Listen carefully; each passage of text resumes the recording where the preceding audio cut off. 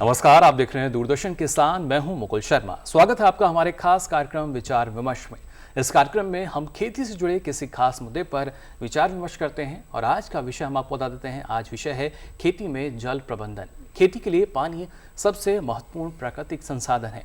तेजी से बढ़ती जनसंख्या, तीव्र औद्योगिक विकास और शहरीकरण ने इस संसाधन पर बहुत अधिक दबाव बना दिया है। यही वजह है कि देश में पानी की प्रति व्यक्ति उपलब्धता घटती जा रही है। हालांकि सरकार और हमारे कुशल वैज्ञानिकों के प्रयासों ने जल संसाधन के क्षेत्र में कई महत्वपूर्ण उपलब्धियां हासिल की हैं। फिर भी दबाव इतना है कि ये कोशिशें अपर्याप्त सी दिखाई देती हैं। अपर्याप्त इसलिए क्योंकि पानी बचाने में जितनी जनभागीदारी अपेक्षा के अनुरूप नहीं है।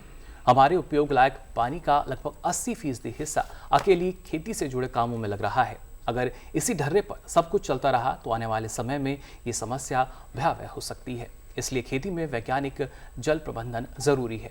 यानी जिस फसल को जिस तरीके और अंतराल से सिंचाई होनी चाहिए वैसी ही मिल सके। और इस खासतौर से इस वक्त की अगर बात की जाए तो हमारे देश में मानसून भी दस्तक दे चुका है। हम बारिश का जितना पानी उपयोग कर पाते हैं उससे कई गुना ज़्यादा जो बहकर समुद्र में पहुंच जाता है। इसलिए मानसून का समय जल संचयन का भी है। तो कम पानी में कैसे करें खेती और कैसे करें जल संचयन, तमाम मुद्दों को लेकर आज विचार विमर्श करेंगे। विषय हमारा रहेगा खेती में जल प्रबंधन। और इस पर विचार विमर्श करने के लिए हमारे साथ कुछ खास मेहमान मौजूद हैं। उनसे भी आपका परिचय करा देते हैं। हमारे साथ मौजूद हैं डॉक्टर DK यादव जी, अध्यक्ष हैं बीज विज्ञान संभाग एवं प्रौद्योगिकी संभाग में भारतीय कृषि अनुसंधान संस्थान में। साथ ही हमारे साथ मौजूद हैं डॉक्टर प्रभाकर नंदा जी, प्रधान वैज्ञानिक हैं राष्ट्रीय जल प्रबंधन संस्थान भुवनेश्वर में। साथ ही हमारे साथ मौजूद हैं डॉक्टर अमल घोष जी, जो कि सस्य विज्ञान संभाग भारतीय कृषि अनुसंधान संस्थान में प्रधान वैज्ञानिक हैं। बहुत बहुत स्वागत है आपका। और इसके साथ हमारे साथ मौजूद हैं डॉक्टर RK पांड्या जी, प्रधान वैज्ञानिक हैं राष्ट्रीय जल प्रबंधन संस्थान भुवनेश्वर में। आप सभी का बहुत बहुत स्वागत। और यहाँ पर हम कार्यक्रम की शुरुआत करें, लेकिन उससे पहले इससे में पानी की समस्या को समझने के लिए हम यहाँ कोशिश करेंगे और कारणों का पता भी लगाएंगे कि किस तरीके से अभी तक क्या प्रयास किए जा रहे हैं। लेकिन बातचीत का सिलसिला शुरू करें उससे पहले आइए देखते हैं ये रिपोर्ट।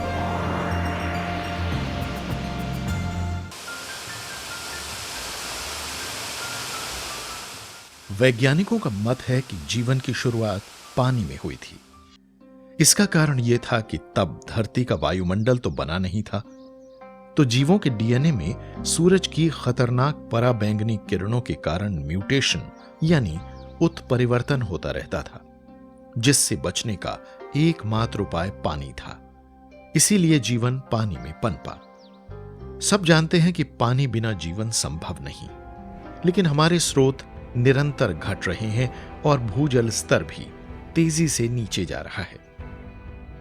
देश में करीब 15 करोड़ हेक्टेयर कृषि योग्य भूमि है और इसमें से लगभग 7 करोड़ 67 लाख हेक्टेयर भूमि असिंचित है।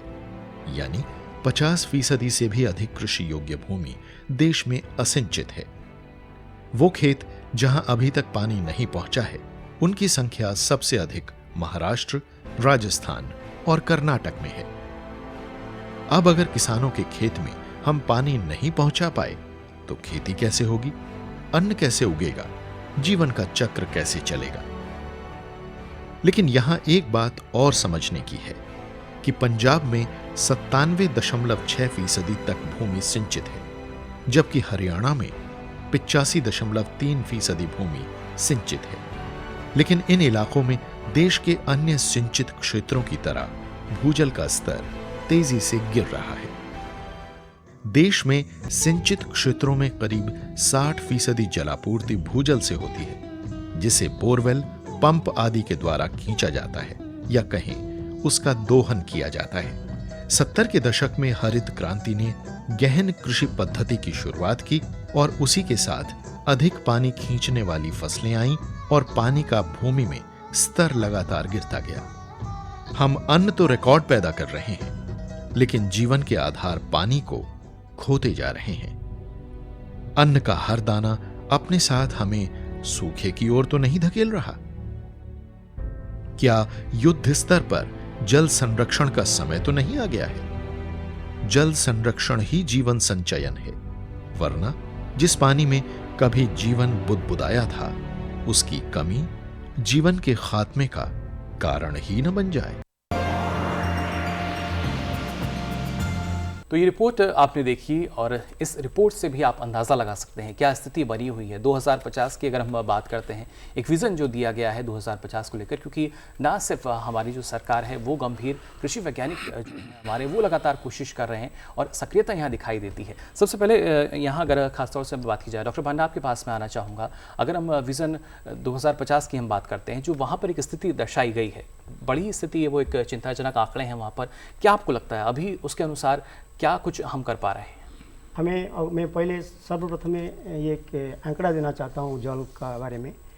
जैसे हमारा कृषि में जल प्रबंधन के बारे में जब हम सोचते हैं, हम जानते हैं सालों में हमारा देश में लगभग 4000 बिलियन क्यूबिक मीटर का जल उपलब्ध होता है, लेकिन उसी से हमें सिर्फ 1123 बिलियन क्यूबिक मीटर जल हमें व्यवहार योग्य होता है जी।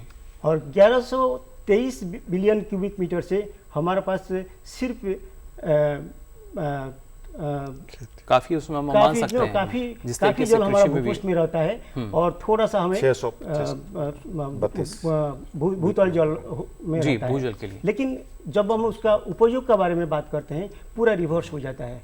आप देखोगे पूरा उत्तर भारत में जितना हमारा जल सेचन किया जाता है, कृषि में जो जल का प्रबंधन किया जाता है, वो उसमें हमारा भूपृष्ठ का जल काफ़ी उपयोग हो जाता है। तो इसीलिए कृषि में जल प्रबंधन एक बहुत महत्व होता है। इस चीज़ के बारे में हम आगे चर्चा करेंगे। जी बिल्कुल, ये आपने बताया किस तरीके से कितना जो पानी की उपलब्धता है वो और कितना देखिए हम लोग को उपलब्ध हो पाता है। यहाँ डॉक्टर नंदा आपसे भी मैं जानना चाहूँगा, क्योंकि यहाँ डॉक्टर भांडा ने जिक्र किया खासतौर से भूजल स्तर की अगर हम बात करते हैं तो जिस हिसाब से उपलब्धता फिलहाल हम देख पा रहे हैं, आपको क्या लगता है कैसे वो पूरी होगी? और खासतौर से जो भूजल स्तर है उसमें भी हम यहाँ कमी देख रहे हैं। भूजल एक ऐसा हमारे पास साधन है जिसको अगर ज़्यादा इस्तेमाल करते हैं, जितना ज़रूरत है उससे ज़्यादा इस्तेमाल करते हैं। बहुत जैसे धान है उसमें ज़्यादा पानी लगता है, गन्ना है उसमें भी ज़्यादा पानी लोग इस्तेमाल करते हैं। ये सब जो बहुत ज़्यादा पानी लगता है उसमें, तो किसान भाइयों ने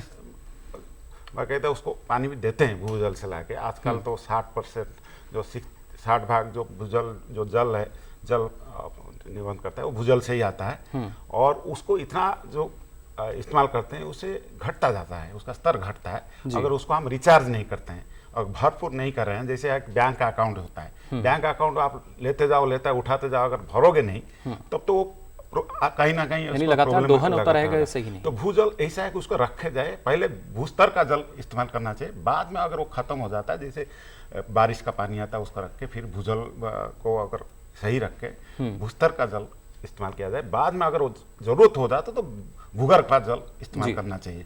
तो ये होना चाहिए। जैसे बारिश आ जाता है, बारिश में आपको सर्वप्रथम कर्तव्य होता है कि भूस्तर का जो जल है उसको सही इस्तेमाल किया जाए, भूगर्भ जल को रिचार्ज किया जाए, यानी जब आवश्यकता हो तभी वहां से पानी उसको सेविंग्स अकाउंट जैसे रखा जाए, अगर जरूरत है तो फिर उसको आप उठा सकते हैं। तो ये भूगर्भ जल जो है वो हमारा फ्यूचर पीढ़ी के, भविष्य पीढ़ी के लिए वो बहुत ही बड़ा एक साधन है। अगर हम सही से इस्तेमाल नहीं करेंगे तो हम कहीं ना कहीं हमको बिल्कुल उसको बना के रखना भी एक चुनौती है, जिससे जो हमारी आने वाली पीढ़ियाँ हैं भविष्य में पानी की कमी की अगर हम बात करते हैं तो ये किल्लत झेलनी ना पड़े।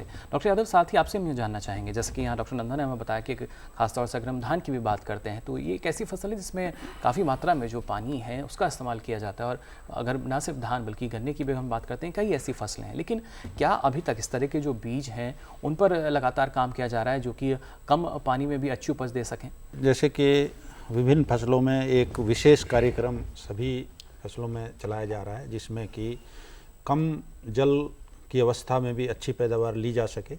और इसमें जैसे कि मानसून की जिस तरह की स्थिति बताई जा रही है कि लगभग 96% मानसून बिल्कुल सामान्य की स्थिति किया जा रहा है, लगभग सामान्य के बराबर है जी। तो उसमें एक तो फसलों का चुनाव जो है वो एक बहुत ही आवश्यक मुद्दा होता है। फसलों के चुनाव में जैसे बताया गया कि धान में जो जितना जल उपलब्ध है कृषि के लिए उसमें लगभग आधा जल जो है वो धान में चला जाता है। उसके बाद सबसे ज़्यादा गन्ना उसका जल का प्रयोग करता है। तो गन्ना और कपास की बिजाई तो अभी हो चुकी है, धान की बिजाई अभी की जा रही है और बाकी मक्का और दलहनी फसलें, तिलहनी फसलों की बिजाई अभी होनी है। तो किसान भाइयों को चाहिए कि वो अपना जो उनके विभिन्न जो कृषि का जो क्रॉपिंग सिस्टम है, फसल प्रणाली है, उसके हिसाब से फसलों का चुनाव करें और फसलों में फिर वो किस्मों का चुनाव करें। तो धान की अगर हम अभी बात करें, क्योंकि उसका अभी बिजाई और जो ट्रांसप्लांटिंग शुरू होने वाली है, तो अभी उसमें जैसे बासमती धान में पूसा संस्थान द्वारा एक पिछले 3 साल पहले पूसा 1509 नामक एक पूसा बासमती की किस्म निकाली गई थी, जो कि प्रचलित किस्म पूसा 1121 से लगभग 20 दिन पहले पकती है।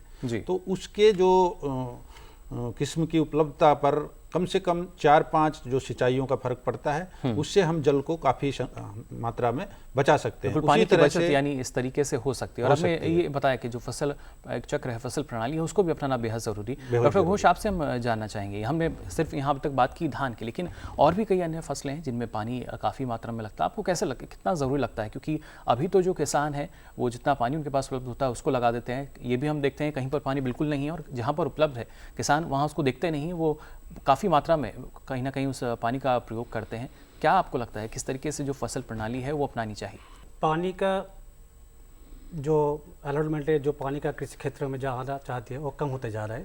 तो जहाँ पे हमारे जितना पूरा देश में जैसे हमारे एक रेनफॉल पैटर्न है, जहाँ पे जितना पानी हम लोग मिल सकते हैं उसी हिसाब से वहाँ पे वही शस्य लगाना चाहिए, क्योंकि हमारे अलग अलग शस्य का अलग अलग पानी का वाटर रिक्वायरमेंट अलग अलग होता है। जैसे ज़्यादा पानी लेने के लिए धान है, गन्ना है और कपास है, और मध्यम किस्म के लिए बादाम है और मक्का है और ज्वार है, और कम किस्म के लिए तलन है, मिलेट्स है, पाल मिलेट्स, बाजरा, रागी, ये सभी। उसी सिलेक्शन पहले तो हम लोग को चुनना चाहिए कौन सा शस्य कहाँ पे लगाएंगे, उनका रिक्वायरमेंट कितना होता है। उसके बाद वो सिलेक्शन के बाद, जैसे यादव जी कह दिया था, वो शस्य के अंदर भी एक, वो शस्य अंदर भी एक किस्म होता है। जैसे धान का किस्म एक 100 दिन से लेके और 80 दिन से लेके 150 दिन तक होता है, लेकिन जितना ही पानी चाहिए, जितना ही पानी मिलेगा उसी हिसाब से हम लोग को चुनना चाहिए।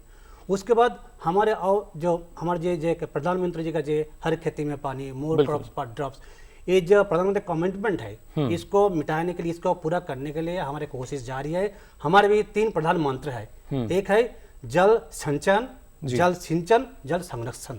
बिल्कुल। तो हम लोग के ऐसे मुद्दा हम लोग उठाते जा रहे हैं, 3-4 स्टेप्स है। कैसे हम लोग मिट्टी का कैसे हम लोग प्रिपेयर करेंगे, तैयार कैसे करेंगे, जैसे कि जो जहाँ पे बारिश होता है मिट्टी को खींच के रखेगा, ज्यादा पानी बह के नहीं जाएगा। वो एक जिस टाइम में हम लोग पानी देंगे खेती में, वो देने के टाइम में नष्ट कम होना चाहिए। जैसे प्लास्टरिंग, ड्रेन को ऐसे इस्तेमाल करना चाहिए, आवश्यकता अनुसार ही पानी का प्रयोग किया जाए, पाइप लगाना चाहिए। और जहाँ पे मेन प्रॉब्लम, जैसे अभी आपका तो मुद्दा होता है जो जीरो टिलेज का है। जी बिल्कुल। जीरो टिलेज क्या होता है, आप वहाँ पे पानी का जो कंजर्वेशन ज्यादा होता है, बह कम जाते हैं। उसके बाद रेसिड्यू मैनेजमेंट, हम लोग किसान भाई क्या करते हैं, जो स्टोवर है, जो स्ट्रॉ है, उसको हम फेंक देते हैं। फेंकेंगे क्यों, उसको जमीन पे गाड़ दीजिए, क्योंकि उसका क्षमता होता है, उसका एबिलिटी होता है, जितने कम पानी वो पकड़ के रखेगा। जी, पकड़ जो है मान सकते हैं मजबूती रहेगी, ज्यादा टाइम रहेगा। जैसे हमारे मिट्टी मात का होता है, मिट्टी कहते हैं हमको पिलाइए, मैं आपको पौधा को पिलाऊंगा। जी बिल्कुल। तो मिट्टी में पानी सही तरीका में दीजिए, मिट्टी में पानी भर दीजिए, जैसे आपका शस्य का जैसे उनको प्रयोजन है, जरूरत पड़ता है, वो अपने आप उसको देते रहेंगे। बिल्कुल, ये तो बात हुई मृदा की, लेकिन यहाँ डॉक्टर पांडा आपसे तकनीक के बारे में जानना चाहेंगे। खासतौर से अगर लगातार हम देख रहे हैं अलग अलग जो तकनीकें हैं वो विकसित यहाँ की जा रही हैं, किस तरह की और जो नई तकनीक है आपको लगता है कि अभी उसकी ज़रूरत है, जिसकी जानकारी हमारे किसानों को भी हो? मैं तो आपको एक चीज़ का ऊपर ध्यान देने के लिए बोलूँगा, बारिश जहाँ गिरता है वहाँ संरक्षण कर लेना चाहिए। ये जल समेट क्षेत्र हो या नहरी क्षेत्र हो या किसी जगह में भी हो, अगर हमें जैसे अभी हमारा जो प्रधानमंत्री कृषि सिंचाई योजना का तहत जो अभी हर खेत को पानी जी और हर बूंद को लेके कैसे ज़्यादा फसल उपज किया जा सकता है, ये जो नारा दिया गया, इसके लिए जल समेट क्षेत्र को अगर हम सोचेंगे, पहले से ऊपर से शुरू करके कहीं भी बारिश होता है वहाँ समपतन का जो स्टोन बॉन्डिंग हम कर देना चाहिए, समपतन का मिट्टी का बॉन्डिंग कर देना चाहिए, या समपतन में आजकल हमें ट्रेंचिंग के बारे में भी बोलते हैं, ट्रेंचिंग भी कर देना चाहिए। जैसे बारिश जैसे आएगा वहाँ संरक्षण हो जाना चाहिए। और अगर थोड़ा सा नीचे स्लोप एरिया में और थोड़ा सा नीचे आएंगे तो वहाँ हम फार्म पॉन्ड के बारे में भी ध्यान देना चाहिए, बारिश उधर रुक जाना चाहिए। जैसे आज इधर रुक देंगे तो फिर बारिश का दिन के बाद हमें उसको रबी सीजन के टाइम पे हमें उसको इस्तेमाल कर सकते हैं।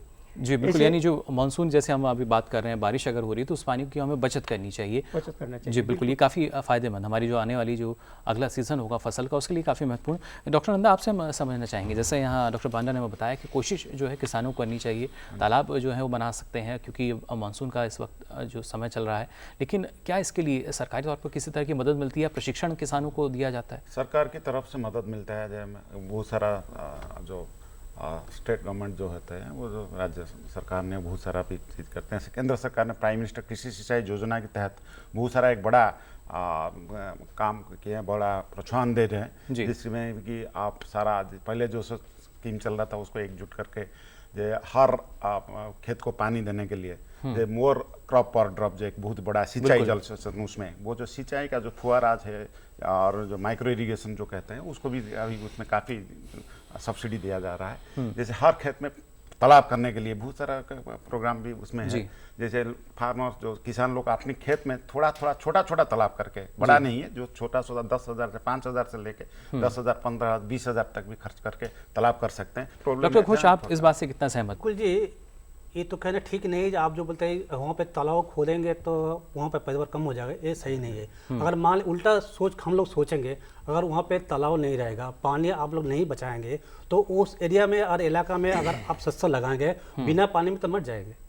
तो इसलिए तालाब में जो पानी इकट्ठा हो जाएगा उसी में आप सिंचन करेंगे तो ऐसा भी हो सकता है सही टाइम पे पानी के बजाय उनको जो अच्छा से क्रॉप जो ग्रोथ होता है, उनको जो फसल पैदावार ज़्यादा ही होता है।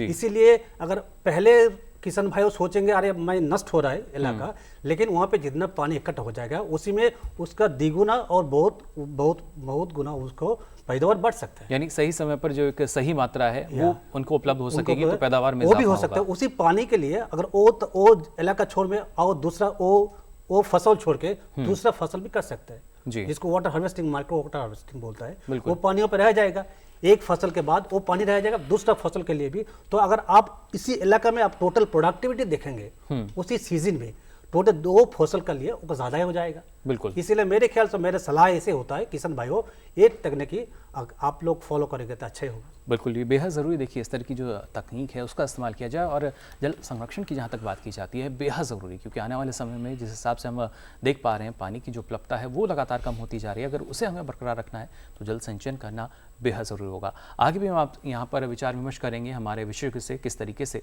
खेती में जल प्रबंधन किया जाए। लेकिन फिलहाल वक्त चला एक छोटे से ब्रेक का।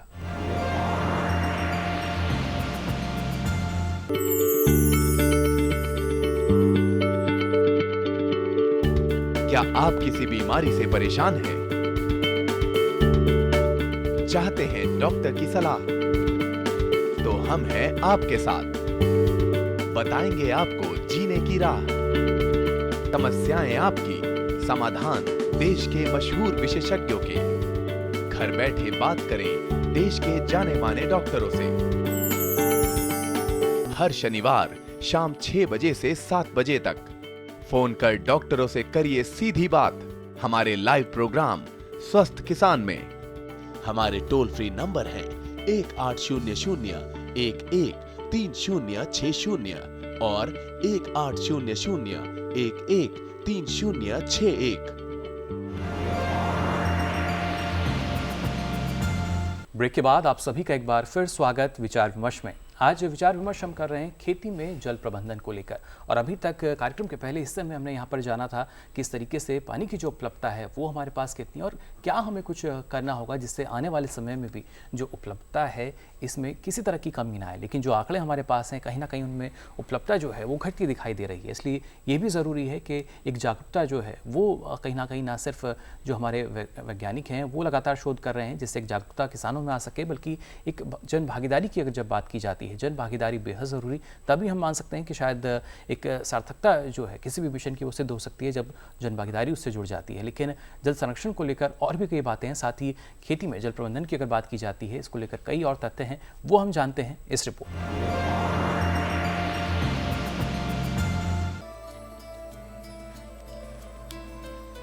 पानी संरक्षण के कई प्रयास हो रहे हैं।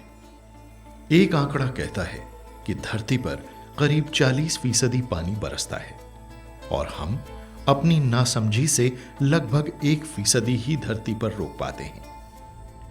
पानी की इस भीषण समस्या का जो हम सामना कर रहे हैं, ये हमारी यानी मानव की ही देन है।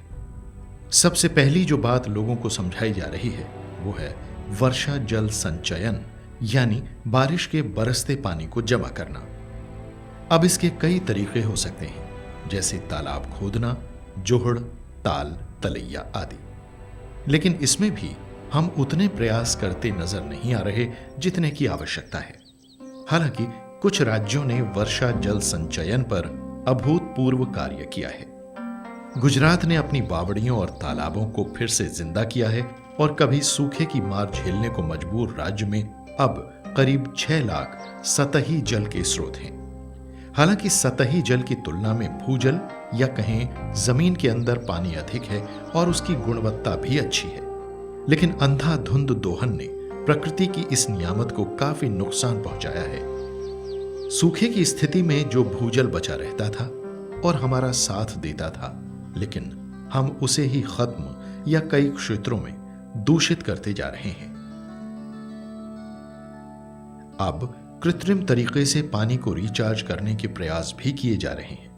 इसके अलावा ऐसी फसलों का चयन करने पर जोर दिया जा रहा है जिनमें पानी की आवश्यकता कम होती है, यानी फसल चक्र में बदलाव के प्रयास किए जा रहे हैं।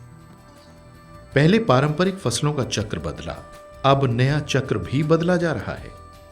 उम्मीद है इस बार समझ के साथ ये बदलाव होगा।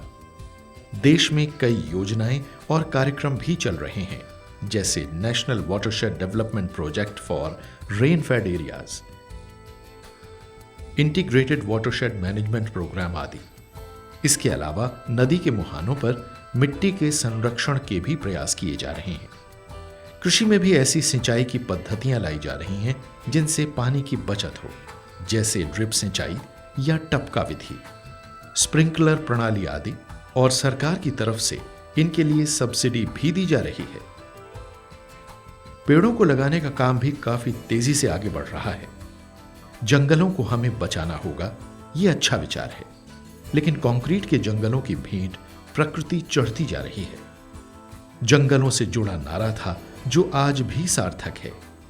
जंगल के हैं 3 उपकार, मिट्टी, पानी और बयार। रहीम ने कहा था, रहीमन पानी राखिए, बिन पानी सब सोन, पानी गए ना उबरे, मोती मानुस चून। पूरे जतन से पानी को बचाइए। एक बार पानी खत्म तो फिर जीवन के उबरने की कोई आशा नहीं रहती। कुछ भी कष्ट सहिए, पर पानी रखिए, अपने लिए, आने वाले हर जीवन के लिए।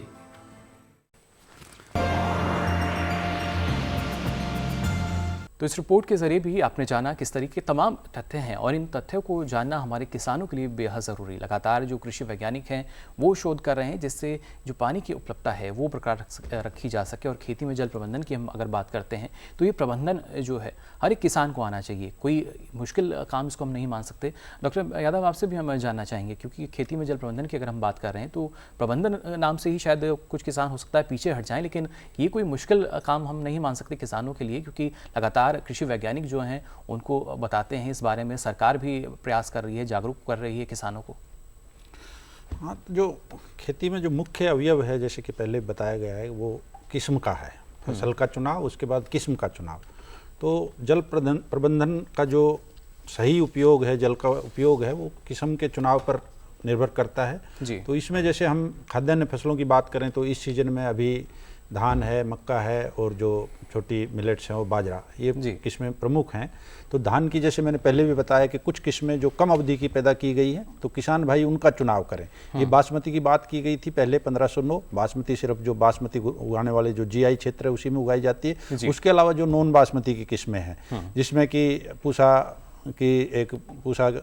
सुगंध 4 नामक किस्म है और अन्य किस्में भी पूसा 1612 आदि हैं जो कि कम अवधि में पकती हैं, और उनको अगर किसान भाई थोड़ा लेट भी लगाते हैं तो उससे जो शुरू की गर्मी के अवस्था में ज़्यादा सिंचाई जो लगानी है उसकी बचत हो जाती है और उसको अच्छी पैदावार मिलती है। उसके अलावा भी जो भारतीय कृषि अनुसंधान परिषद और उसके विभिन्न कृषि विश्वविद्यालयों और संस्थानों ने जो सूखे के प्रति जो किस्म उत्पादन का, किस्म डेवलपमेंट का कार्य पहले से चला हुआ है, उसमें लगभग 8-10 किस्में ऐसी हैं जो कि सूखे के लिए बहुत अच्छी हैं। और ये जो जितना भी यूपी का, बिहार का और उड़ीसा का, झारखंड और एमपी का जो अपलैंड राइस का क्षेत्र है, जिसमें कि उसमें ये किस्में बहुत अच्छी, जिसमें प्रमुख हैं जैसे सहभागी धान है, वंदना है, अंजलि है, सत्यभामा है, DRR धान 42 है, बिरसा विकास धान 203 है, बिरसा विकास धान 111 है, राजेंद्र भगवती जल्दी धान 6 तथा IR 64 का एक नया वर्जन है DRT 1 जीन के साथ, जो कि सूखा रोधी है। तो इन किस्मों को हम अगर उगाते हैं तो इससे किसान भाई जल प्रबंधन में, उनको जल संचयन में काफ़ी सहायता मिलती है। बिल्कुल, तो ये तमाम देखिए वो किस्में हैं जैसा आपने कहा सूखा रोधी हैं।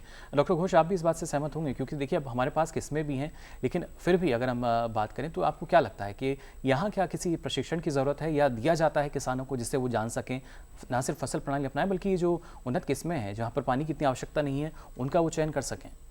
आपने सही कह दिया, क्योंकि हमारे भारतीय कृषि संस्थान, कृषि विश्वविद्यालय, हम लोग जितना ही तकनीकी बनाया गया था, हमारे और इंस्टीट्यूट में, संस्थान में जितना तकनीकी है, इसको जानकारी, जैसे लैब टू लैंड प्रोग्राम होता है, अच्छा से जानकारी किसानों भाइयों को देना चाहिए जी। ऐसे ही से पढ़ाई के लिए नहीं, उनको खेती में हमारा ऐसी कुछ राज्य संस्थान और केंद्रीय संस्थान की तरफ से आगे आना चाहिए, वहाँ पर जिसको एक कहा होता है सीइंग इज बिलीविंग। अगर हम लोग हमारे तकनीक उनको खेती में करेंगे, उनको दिखाएंगे कि देखिए यही तकनीक है, इसका आप इस्तेमाल करेंगे तो आपको पैदावार बढ़ते जाएगा, कम पानी में भी आपको ज़्यादा पैदावार ले सकते हैं।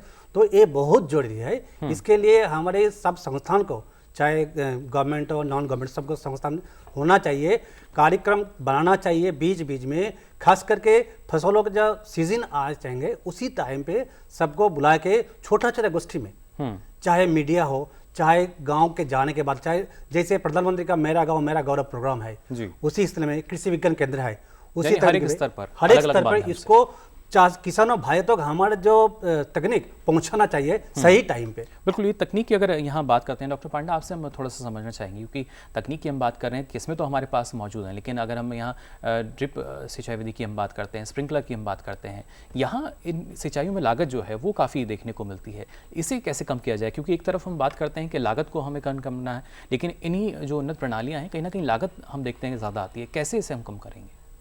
मैं एक्चुअली अभी जो बोला था, अभी पुष्ट क्षेत्र के जल प्रबंधन कैसे किया जाए जी, उसके बारे में मैं मेरा मत दे दिया।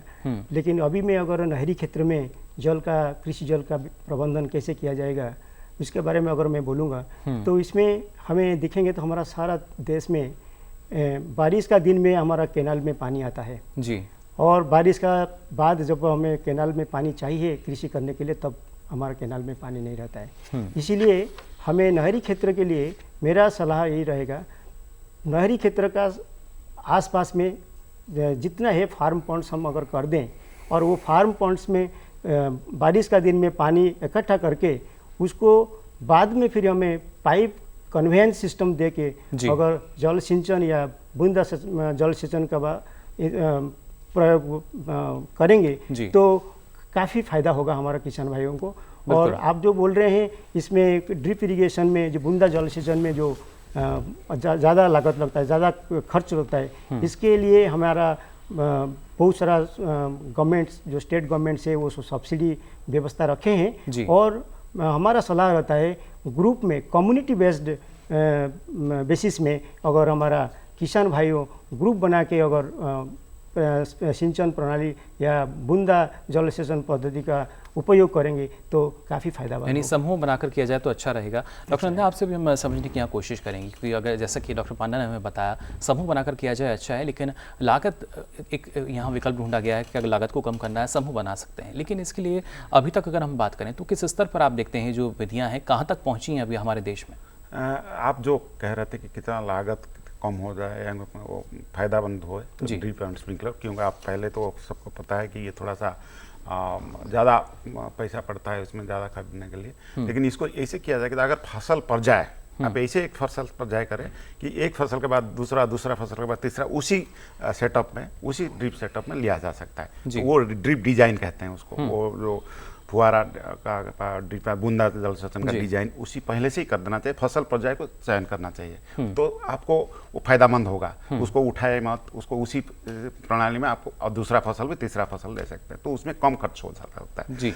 दूसरा बात है, आपको जो जैसे आप फ्रूट क्रॉप के लिए पकड़ लीजिए, वो ड्रिप अगर देते हैं उसमें थोड़ा सा कम खर्च होता है। अगर वेजिटेबल्स जो कहते हैं, जो क्लोज स्पेसिंग जो कहते हैं, उसमें ज़्यादा खर्च होता है जी। तो आपका लेकिन देखना पड़ेगा, उससे आपका फायदा ज़्यादा होता है। आप हॉर्टिकल्चर क्रॉप्स लेके फ्रूट्स और जो फल बगीचा करोगे तो उसमें अगर ड्रिप लगाओगे वो थोड़ा सा कम में हो जाएगा, ज़्यादा एरिया भी कवर कर सकते हो जी। और जो स्प्रिंकलर लोगे वो तो सीरियल क्रॉप्स में भी देते हैं हम, स्प्रिंकलर अनियन हो जाए, जो प्याज होता है उसमें स्प्रिंकलर भी हो सकता है। लेकिन आपको एक फसल का पर्याय देखना चाहिए, कौन सा फसल में पर्याय में ये सिस्टम जो काम कर सकता है, और उसके फसल के बाद फसल जो कौन सा फसल दूसरा तीसरा फसल लोगे तब आपको ये फायदामंद हो सकता है बिल्कुल। और उसमें भी सब्सिडी दिया जाता है आजकल, जो आपको पता है कि सब्सिडी। दूसरा बात है जो पंपिंग, वो कितना पंप कैसे पंप करोगे, पंप में ज़्यादा खर्च होगा। अगर बिजली का आप भर्ती कर रहे हैं, बिजली के लिए पैसा भी पड़ता है आपका, कहीं कहीं स्टेट में बिजली के लिए नहीं देते हैं, जहाँ देते हैं बिजली के लिए तो आपको ऐसे इस्तेमाल करना चाहिए, पंप का जो एफिशिएंसी बढ़ाना चाहिए।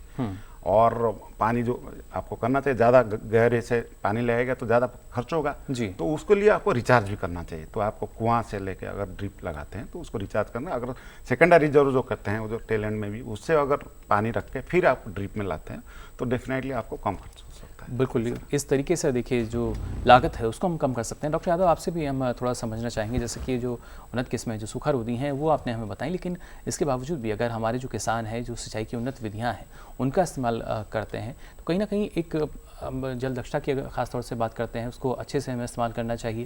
लेकिन फिर भी काफ़ी बार हम देखते हैं जो अगर मानसून बारिश की हम बात करते हैं, जो बारिश का पानी है वो किस तरीके से प्रदूषित रहता है, उसका प्रयोग नहीं किया जाता। उसके लिए आपको क्या लगता है कि किस तरीके से क्या कुछ ऐसी जो किस्में हैं वो भी बनाई जा सकती हैं जो अपने आप जो उनकी जल दक्षता की क्षमता है उसको ग्रहण कर सकें? कि वाटर स्टेग्नेशन के लिए जो है, जल भराव के लिए जो किस्में, लेकिन उसमें अभी जैसे धान के अलावा अन्य फसलों में अभी इस तरह की किस्में कोई ज़्यादा नहीं आई है। अभी उस पर अनुसंधान कार्य जारी है। जैसे कि खरीफ में ये एक आम समस्या होती है कि ख़ास तौर पर आप मक्के की बात करिए, आप अरहर की बात करिए जी, ये सभी फसलें, सोयाबीन है, आपकी मूंगफली है, अगर जल भराव अधिक होता है तो उसमें जो है नुकसान होता है और उससे उत्पादकता पर बहुत ही प्रतिकूल प्रभाव पड़ता है। तो उसको मद्देनज़र जो है विभिन्न कार्यक्रम चलाए गए हैं जिसमें कि जल भराव के प्रति प्रतिरोधी किस्मों का विकास किया जा रहा है। धान में पहले से ही जैसे जो सब वन जीन डाला गया है कुछ किस्मों में, और वो किस्में अभी प्रचलित हैं। उसके अलावा जैसे अभी मक्का में और पिजनपी में, सोयाबीन में इस तरफ कार्य किया जा रहा है। और आगे आने वाले समय में जो अधिक जल भराव को जो सहन कर सकें उन किस्मों का विकास किया जा रहा है, क्योंकि इन किस्मों में फसलों में ज़्यादातर देखा गया है कि बरसात में अगर पानी अधिक भर जाता है तो उसमें फसल काफ़ी हद तक मर जाती है और किसान भाइयों को काफ़ी नुकसान होता है। तो आमतौर पर यही सलाह दी जाती है कि इस जो क्षेत्र जल भराव के क्षेत्र हैं उनमें एक पानी की निकासी का सही व्यवस्था की जाए ताकि उस फसल को उससे बचाया जाए। लेकिन आने वाले समय में इस तरह की किस्मों का विकास होना निश्चित है। बिल्कुल, हम भी यही उम्मीद करते हैं कि जल्दी इस पर और ज़्यादा जो गति है हमें देखने को मिलेगी। लेकिन यहाँ डॉक्टर घोष आपसे भी हम समझना चाहेंगे, क्योंकि जैसा कि यहाँ इन्होंने डॉक्टर यादव ने हमें बताया कि किस तरीके से वो तमाम किस्में जो हैं अगर जलभराव की स्थिति रहती है तो वहाँ भी वो तो बच सकती हैं। लेकिन खासतौर से अगर हम मृदा की बात करते हैं, मिट्टी की हम बात करते हैं, ये भी ज़रूरी कि अगर मृदा में नमी बरकरार रहेगी तो शायद उतने पानी की जो ज़रूरत है वो नहीं पड़ेगी फसल के लिए। क्या इस दिशा में जो किसान हैं वो आपको लगता है कि कुछ आगे बढ़ रहे हैं, जो उन्नत तकनीकें हैं नमी को बरकरार रखने की, उनको अपना रहे हैं? हाँ, आपने सही कह दिया। देखिए, किसानों भाई को देखना चाहिए किस टाइम पे फसलों का पानी का ज़रूरत पड़ता है, तो मिट्टी का पर्यवेक्षण, मिट्टी का जांच भी करना चाहिए जी। और मिट्टी का यहाँ पे अगर वहाँ पे पानी रहेगा, नमी रहेगा तो वहाँ पे पानी क्यों देंगे, पानी बर्बाद हो जाएगा। क्योंकि देखिए अगर हम लोग के लिए सोचेंगे, हमारा एक लिमिटेशन होता है, दिन में इतना ही पानी हम लोग पिएंगे, अगर उससे ज़्यादा पानी देंगे तो हम लोग नहीं पिएंगे तो वो बर्बाद हो जाता है। बिल्कुल। तो अगर खेती में पानी रह जाएगा, हमारे बहुत तकनीक है किस टाइम में खेती में पानी देंगे, बहुत क्राइटेरिया हम लोग अब निकल चुका है, जाँच भी चल रहा है।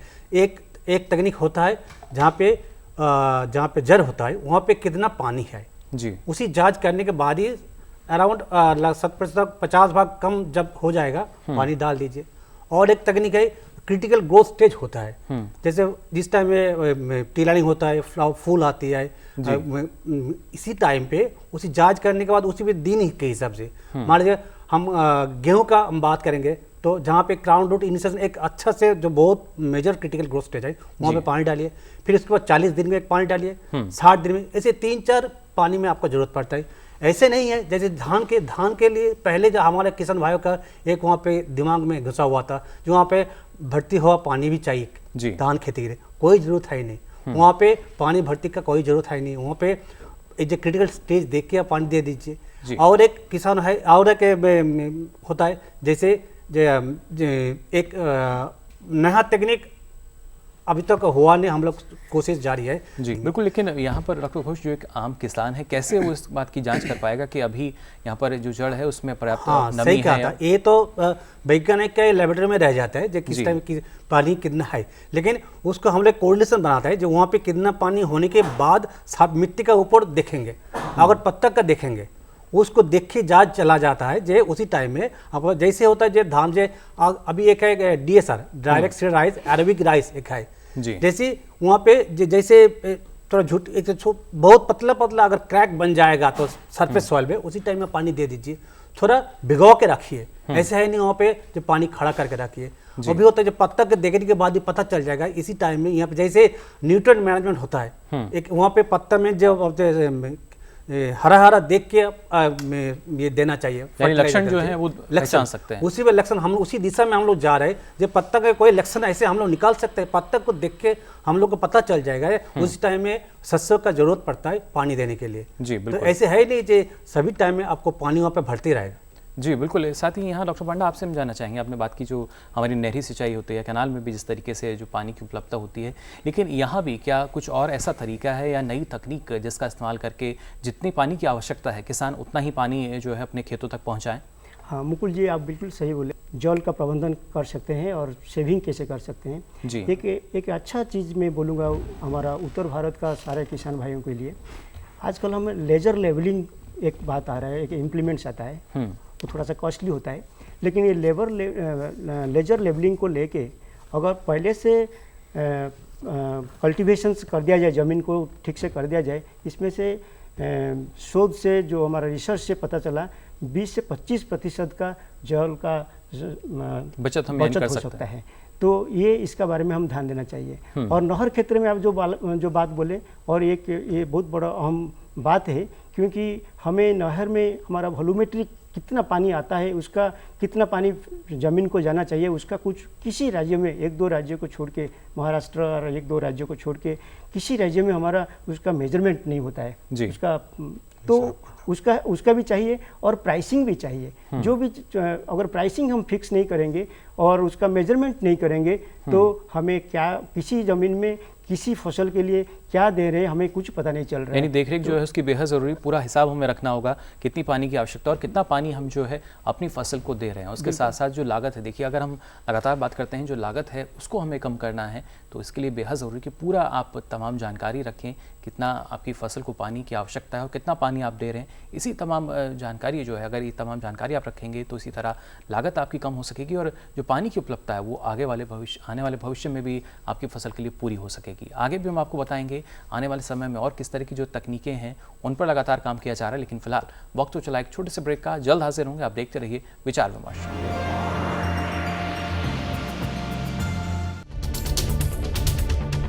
हम आ रहे हैं आपके गांव। घूमते फिरते का कारवां पहुंच चुका है मथुरा में। हम आप पहुंचे हैं कांगड़ा जिले में। सामान्य ज्ञान के पूछेंगे सवाल। वार्षिक पुष्कर मेला किस राज्य में आयोजित किया जाता है? इनमें से क्या जैविक रूप से नष्ट नहीं होता है? इसके लिए इनके पास 4 ऑप्शंस हैं। देखें घूमते फिरते रविवार सुबह 7:30 पर। तो ब्रेक के बाद आप सभी का एक बार फिर स्वागत विचार विमर्श में। आज लगातार हम बात कर रहे हैं खेती में जल प्रबंधन को लेकर, और खासतौर से अगर देखा जाए जो आंकड़े हमने आपके सामने पेश किए, कहीं ना कहीं 80% जो पानी है वो इस्तेमाल वाला पानी जो कि कहीं ना कहीं खेती में इसका प्रयोग किया जा रहा है। उसके साथ साथ हमारे पास जो उन्नत प्रणालियाँ हैं सिंचाई की, उनके ज़रिए बात कही जाती है लगभग 70% तक जो पानी की बचत है आप कर सकते हैं। लेकिन जो बचत की जा रही है इसको कैसे आप उपलब्धता में यहाँ बदल पाएंगे, ये जानना आपके लिए बेहद ज़रूरी। और यहाँ पर अब इस हिस्से में हम बात करेंगे उन तमाम तथ्यों को लेकर जो आने वाले समय में हमारे सामने आ सकते हैं, या वो जो तकनीक है वो सामने आ सकती है जिसके ज़रिए हमारे किसानों को फ़ायदा मिल सकता है। यहाँ डॉक्टर यादव, सबसे पहले आपके पास में आना चाहूँगा, क्योंकि अगर हम यहाँ बात करते हैं, आपने बताया किस्मों के बारे में, लेकिन अगर वर्गीकरण की हम बात करें तो क्या आपको लगता है कि ये भी एक ज़रिया हो सकता है, जो अगर हम पानी की बचत की हम बात करते हैं, इस दिशा में अगर हम आगे बढ़ते हैं तो? हाँ मुकुल जी, बिल्कुल विविधीकरण एक बहुत ही अच्छा जरिया हो सकता है। जैसे कि हम भूतपूर्व में देखते रहे कि धान गेहूँ का फसल चक्र लगातार रहा, और हालांकि उससे देश जो है आत्मनिर्भर हुआ, और आज हम एक ऐसी स्थिति में है कि हम ये चीज़ें एक्सपोर्ट कर रहे हैं, धान और गेहूं की बात करें तो। लेकिन क्योंकि इस फसल चक्र ज़्यादा होने से जो हमारी तिलहनी फसलें थी और दलहनी फसलें थी वो काफ़ी पीछे रह गई। और खाद्यान्न फसलों में जैसे बाजरा की हम बात करें तो बाजरा एक सूखा रोधी फसल है और इसकी बहुत अच्छी किस्में हैं, और अगर पोषक तत्वों के हिसाब से बात करें तो उसमें भी काफ़ी अच्छी मात्रा में पोषक तत्व हैं, तो इस फसल को भी बढ़ावा दिया जाना चाहिए। दूसरा, जो तिलहन और दलहनी फसलों की बात है, तो जैसे ज़्यादातर तिलहनी और दलहनी फसलें हैं, उनकी जो पानी की जो रिक्वायरमेंट है वो बहुत कम होती है। तो इसमें जैसे अरंडी एक फसल है, अरंडी ऐसी फसल है कि जिसको आप एक बार लगा दें और पानी की उपलब्धता अगर थोड़ी बहुत भी सीजन में हो जाती है तो एक अच्छी उपज देती है। उसकी बहुत अच्छी किस्में हैं, जैसे गुजरात से और राजस्थान कृषि विश्वविद्यालय से काफ़ी अच्छी किस्में आई, उन किस्मों का प्रयोग करना चाहिए। उसके अलावा जैसे आपका पिजन पी है, अरहर एक अच्छी फसल है। अरहर में पहले जितनी किस्में होती, जैसे उपास 120 थी, और जो पुरानी किस्में थी वो काफ़ी लंबा समय लेती थी पकने में, 150-160 दिन, तो उसमें थोड़ी समस्या थी। अब हमारे पास किस्में 120-130 दिन की किस्में हैं, जैसे पूसा संस्थान द्वारा ही 4-5 किस्में हैं, पूसा 2002, 2001, पूसा 991, 992, उसके अलावा एक पंजाब से PAU से एक पूसा PAU 881 किस्म है, पंत अरहर 291, तो ये किस्में हैं दलहनों में भी। और इसी तरह से तिलहनी फसलों की अगर हम बात करें, सोयाबीन में बहुत अच्छी किस्में हैं जो 100 से 120 दिनों में 130 दिनों में पकती है, अच्छी पैदावार देती है, पानी की बहुत कम मात्रा उनको चाहिए। तो इसी तरह से राजस्थान का एक बहुत बड़ा क्षेत्र है जिसमें दलहनों की खेती होती है, जिसमें ग्वार एक फसल है। ग्वार पिछले कुछ वर्षों में हमने देखा कि एक बहुत ही अच्छी उससे पैदावार और अच्छे दाम ग्वार के मिले। तो ग्वार में बहुत अच्छी हरियाणा कृषि विश्वविद्यालय द्वारा और राजस्थान कृषि विश्वविद्यालय द्वारा बहुत ही अच्छी जो सूखा रोधी किस्में उत्पादित की गई है। तो उन किस्मों का एक लंबे चौड़े क्षेत्र में अगर प्रयोग करेंगे तो उससे हमें दलहनों में और तिलहनों का जैसे कि हम देख रहे हैं कि लगभग 70 से 75 हजार करोड़ रुपए हम जो है विदेशी मुद्रा उस पर खर्च करते हैं। तो अगर इनमें मूंगफली है, आपका सोयाबीन है, इस जो सीजन में इन फसलों पर अगर हम जोर देते हैं तो उससे हमारा जो तेलों के आयात पे है वो भी खर्चा कम होगा, और हमारे किसान भी आत्मनिर्भर बनेंगे और देश की स्थिति अच्छी रहेगी। बिल्कुल, स्थिति जो है देखिए वो बेहतर हो सकेगी। साथ ही डॉक्टर पांडा, आपसे भी हम यहाँ जानना चाहेंगे, क्योंकि ना सिर्फ प्रधानमंत्री कृषि सिंचाई योजना जो है वो भी चल रही है, इसके साथ साथ किसानों की आय को दोगुना करने का लक्ष्य रखा गया है साल 2022 तक। क्या अगर इस लक्ष्य को हम देखते हैं तो कहीं ना कहीं पानी की अगर हम बात करते हैं, पानी की बचत को लेकर, क्या ये एक विकल्प जो है विकल्प के तौर पर सामने आ सकता है? अगर हम कहते हैं हमारे किसानों की जो आय है वो दोगुना करनी है, और ख़ासतौर से जब हमारे देश में अब पानी पंचायत जैसी जो तमाम विकल्प हैं उसका चयन हमारे किसान कर रहे हैं और लगातार इसको आगे भी बढ़ा रहे हैं। देखिए, नहरी क्षेत्र में जो कृषि जल का उपयोग ढंग से करने के लिए हमारा वाटर यूजर्स एसोसिएशन जो पानी पंचायत माध्यम से बिल्कुल करना चाहिए, क्योंकि जैसे मैं बोला, नहरी क्षेत्र में आखिरी में पानी पहुंचने के लिए जो वाटर यूजर्स एसोसिएशन का रोल काफ़ी अच्छा होता है। कई राज्यों में इसका अच्छा ढंग से चल रहा है, जैसे उड़ीसा में एक्ट भी बना गया, कई स्टेट में भी उसका एक्ट बना गया है। लेकिन एक चीज़ है, इनका जो इलेक्शन प्रोसीजर है, इनका जो फंक्शनरीज का है, ये फंक्शनरीज सही ढंग से अगर न्यूट्रल बेसिस में होते हैं तो बिल्कुल इसका काफ़ी फ़ायदा होगा, इसमें दुमत कुछ नहीं है। बिल्कुल, लेकिन कैसे इसका और बेहतर ढंग से जो क्रियान्वयन है हम मान सकते हैं वो हो सकता है, या इसके यूटिलाइजेशन की अगर हम खासतौर से बात करते हैं तो कैसा सही तरीका कैसे? जैसे मैं एक उदाहरण दूंगा, उड़ीसा स्टेट में अभी ये जो वाटर शेड फंक्शनरीज को इलेक्शन करने के लिए इलेक्शन कमिश्नर को दिया गया। तो फिर इसका मतलब हमें इसी का काफ़ी महत्व रहता है। तो वाटर यूजर्स एसोसिएशन को नहरी क्षेत्र में कैसे अच्छा से उपयोग कर दिया जाए, तब उसका पानी का अच्छा से व्यवहार किया जा सकता है। बिल्कुल। और ये देखिए हमारे देश में किस तरह से, क्योंकि अलग अलग जलवायु जो है वो देखने को मिलती है। डॉक्टर घोष, अभी हम बात कर रहे हैं पानी पंचायत को लेकर, जहाँ पर इसकी आवश्यकता, यानी महाराष्ट्र की हम बात करते हैं, उड़ीसा की हम बात करते हैं, लेकिन हमारे देश में कुछ ऐसे भी हिस्से हैं जहाँ पर बहुत ज़्यादा बारिश जो है वो देखने को मिलती है। फिलहाल की अगर बात की जाए तो जिस तरीके से जो हमारे उत्तर पूर्वी राज्य हैं वहाँ पर हम देखते हैं, या थोड़ा सा और आगे आप पढ़ेंगे पश्चिम बंगाल की तरफ थोड़ा सा अगर जाएंगे तो वहाँ भी हम देखते हैं। तो क्या उस पानी का आगे भी हमारे जो किसान हैं वो प्रयोग कर सकते हैं, ना सिर्फ इस सीज़न में बल्कि आने वाले सीज़न के लिए भी? हाँ, आप सही कह रहे हैं मुकुल जी, क्योंकि अगर हम लोग जो पानी का वाटर स्ट्रेस की बात करेंगे, ये दोनों एक्सट्रीम होता है। जहाँ पे पानी सूखा पड़ जाते हैं वो भी एक स्ट्रेस होता है फसलों के लिए, जहाँ पे ज़्यादा पानी हो तो वो भी एक स्ट्रेस होता है। जैसे आप बोल दिया अभी पश्चिम बंगाल में, चाहे हमारे पड़ोसी देश में बांग्लादेश में, जब बरसात के टाइम में इतना ही पानी हो जाता है, वहाँ पे कोई फसलों का संभावना नहीं होता है जी। खासकर किसान भाई और रिस्क लेके वहाँ पे धान की रोपाई कर देते हैं, लेकिन देखा जाएगा पूरा नष्ट हो जाता है। तो किसानों भाई का हमारे सलाह ऐसे होता है, तो जहाँ पे ज़्यादा ही पानी जम जाता है वहाँ पे खरीफ फसल जैसे धान उसको मत कीजिए। जहाँ पे जितना पानी है तो पानी को इकट्ठा करके, जिसको माइक्रो वाटर हार्वेस्टिंग बोलते हैं, उसको इकट्ठा करके रखिए। जिस टाइम आपका बाढ़ का खत्म हो जाएगा, मानसून खत्म हो जाने के बाद ही आप तुरंत रबी फसल जो कहते हैं उसको पीछे लग जाइए। तो आप देखेंगे जितना पानी आपका जमा हो जाएगा, जैसे मैंने पहले कह दिया था, जल संचयन, कलेक्शन, हार्वेस्टिंग, उसके बाद वो पानी का आप इस्तेमाल कर लीजिए। देखा जाएगा जब सूखा सीजन में और जो रबी विंटर साइज, उसमें आपका दलहन का, गेहूं का आप वहाँ पे अच्छे से इस्तेमाल कर सकते हैं। तो अगर आप ऐसे एक हिसाब अकाउंट आप करेंगे तो आपको देखा जाएगा कि खरीफ राइस ना लेने के बाद भी आपको जो जितने आपका इनकम होना चाहिए था उसी जमीन से आपका उससे कई गुना आपका पैदावार हो जाएगा। इसीलिए कई ऐसी जरूरत है ही नहीं कि आपका जहाँ पे पानी जम जाएगा वहाँ पे कुछ फसल लगा दीजिए, वो मत लगाइए। लेकिन पानी जो सीजन खत्म होने के बाद वहाँ पे शुरुआत कर दीजिए, जो जमा हुआ पानी को इकट्ठा करके उसको प्रयोग कीजिए अच्छा से। बिल्कुल, उसका प्रयोग देखिए हम किस तरीके से भली बात ही कर सकते हैं।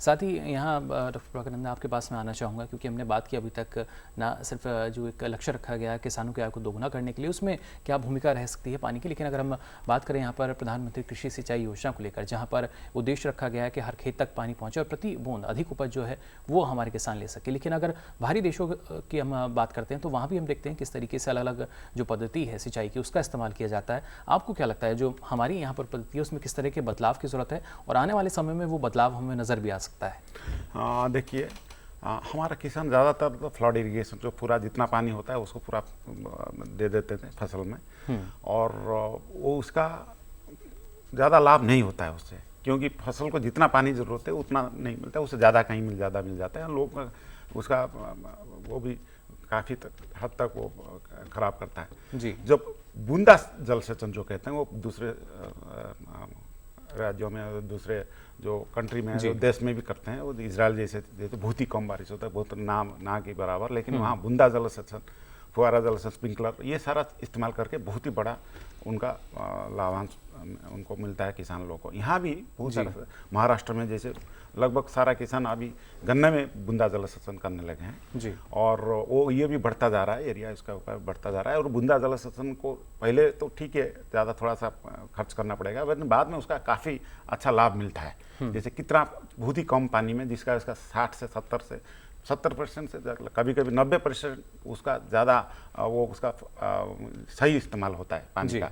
जो कि आप फ्लड इरिगेशन जो कहते हैं, जितना पानी जो सरफेस में देते हैं उसमें करीब 30 से 40 वो उसका एफिशिएंसी है। तो ये अगर बूंदा जल सेचन, फुहारा जल सेचन, स्प्रिंकलर जल सेचन जहाँ ज़रूरत होता है, जिस फसल में हो सकता है, वो अगर इस्तेमाल किया जाए और हमारा भूगर्भ जल का वो सही इस्तेमाल किया जाएगा, और बूंदा जल सेचन और फुहारा जल सेचन के हिसाब से अगर फ्यूचर अगली पीढ़ी के लिए हम जल संचय करना चाहते हैं तो ये तकनीक हम इस्तेमाल करना जरूरी है। बिल्कुल, तकनीक जो है इसका इस्तेमाल करना बेहद ज़रूरी है। लेकिन इसके साथ साथ आपसे जानना चाहेंगे, जो तकनीक है अगर अभी तक बात की जाए तो आपको क्या लगता है कितना प्रतिशत अभी तक जो हमारे किसान हैं वो इस तकनीक को अपना पाएँ, और उनकी जो भागीदारी है, उनका योगदान जो है पानी को बचाने के लिए, वो अब तक हम देख पा रहे हैं? देखिए, ये तो बूंदा जल सेचन और फुहारा जल सेचन जो कहते हैं बहुत ही कम स्टेट में जो राज्य में इस्तेमाल किया गया है, जैसे महाराष्ट्र, गुजरात हो गया, तमिलनाडु हो गया, आंध्र प्रदेश और पंजाब में कुछ एरिया जहाँ फ्रूट्स में भी किया जा रहा है।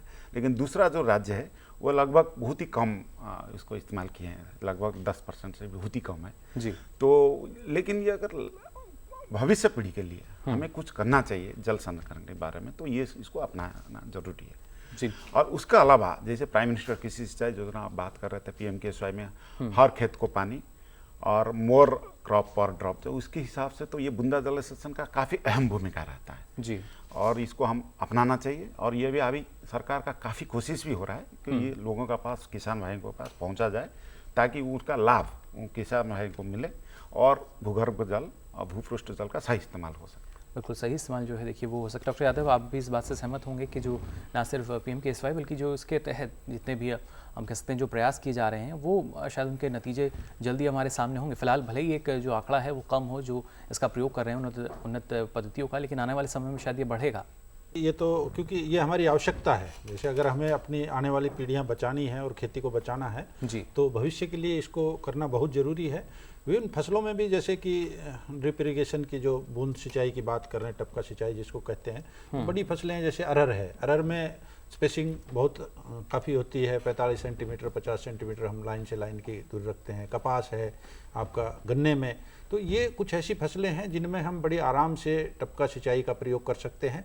और राजस्थान में अगर आप जाते हैं तो राजस्थान में ज़्यादातर, हरियाणा के दक्षिणी भाग में, राजस्थान में, मध्य प्रदेश में जहाँ पानी का इतना संसाधन नहीं है और जो रेत के टीले काफ़ी है, तो वहाँ पे जो फव्वारा पद्धति है वो काफ़ी पुराने समय से चल रही है, तो उसको और बढ़ावा देने की आवश्यकता है ताकि उससे ज़्यादा से ज़्यादा रकबा जो है, ज़्यादा से ज़्यादा खेती जो है वो सिंचित क्षेत्र में आ सके और किसान भाई उसमें अच्छी फसलें जो जिससे अच्छी पैदावार वो ले सके और उससे ज़्यादा से ज़्यादा फायदा किसान ले सके। किसानों को देखिए किस तरीके से ज़्यादा से ज़्यादा फ़ायदा जो है वो पहुंच सकता है और ये फ़ायदा तभी होगा जब उनकी लागत जो है कम हो सकेगी और आने वाले समय में जो पानी की उपलब्धता है, जो हमारी कृषि की जिसको आवश्यकता है, क्योंकि बिना पानी के जो खेती है वो संभव नहीं है, तो जो वो जल की आवश्यकता है उसकी पूर्ति भी हो सके, इसके लिए अभी से हमें कोशिशें करनी होगी। सरकार की तरफ से जो प्रयास हैं वो लगातार किए जा रहे हैं और आज भी हमने इस कार्यक्रम के जरिए खेती में जल प्रबंधन जो है उसको जानने की कोशिश की, समझने की कोशिश की, इसकी ज़रूरत हमें क्यों है और साथ ही साथ हमारे किसान इसको कैसे कर सकते हैं। हमारे सभी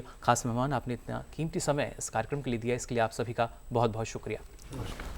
साथ ही हम उम्मीद करते हैं कि जो हमारे किसान भाई हैं वो भी अब और बेहतर ढंग से जान पाए होंगे अगर खेती में जल प्रबंधन आपको करना है तो क्यों ज़रूरी है, क्योंकि आने वाले समय में ज़रूरी नहीं जितना पानी आज के समय आपके पास उपलब्ध हो, आने वाले समय में भी उतना पानी आपको मिल सके। इसलिए ज़रूरी यही कि हर खेत को अगर पानी पहुंचाना है तो हमें प्रति बूंद अधिक उपज लेनी होगी और कोशिश करनी होगी जो हमारी उन्नत विधियाँ हैं सिंचाई की उनका इस्तेमाल किया जाए, जिससे कोशिश हो पानी को बचाने की। साथ ही पानी को बचाने के लिए ना सिर्फ किसान की जन भागीदारी की भी आवश्यकता, तो हर किसी को अपना योगदान यहाँ देना होगा जिससे आने वाले समय में पानी की कमी हमारे देश में ना हो सके।